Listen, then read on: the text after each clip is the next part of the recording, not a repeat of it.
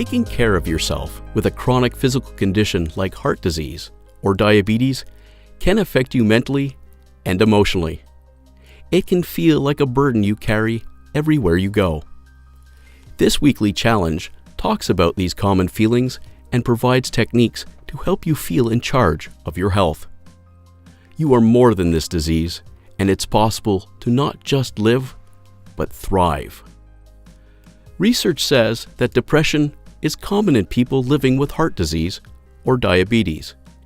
Many people also struggle with stress. And lastly, there is the feeling of burnout. This video will address these conditions one at a time because understanding them is a huge part of dealing with them. Depression is a feeling of sadness, hopelessness, and no longer enjoying the things you used to. These feelings can be constant and last for a long time. You might start feeling this way after a sudden event, such as a death in the family or having a heart attack. It can also come from long-term issues with money, work, relationships, or your health. Talking to your doctor is a great start. Your doctor can help you make sense of what you're feeling. They will help you find a psychologist or psychiatrist, or they might suggest medicine. You can learn coping strategies such as labeling your feelings. This strategy uses specific words to describe how you feel, such as being frustrated, angry, or hopeless, instead of just saying, "I'm in a bad mood." Stress is a state of mental strain that puts pressure on your body.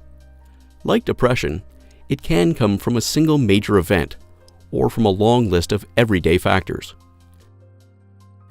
It's okay to be busy and have a lot going on, but if the pressure of doing all those things overwhelms you, there's a problem.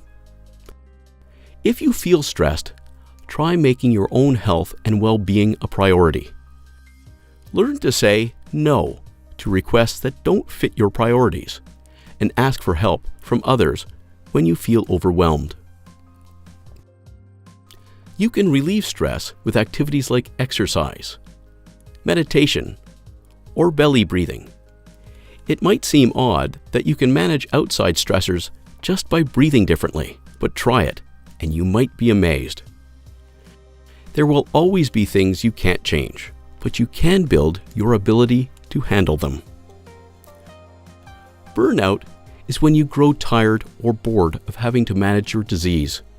For example, if you have diabetes, the daily grind of constantly checking blood sugars, worrying about what you eat, and timing your medicines can seem like a full-time job. One way to relieve these feelings is to practice self-compassion.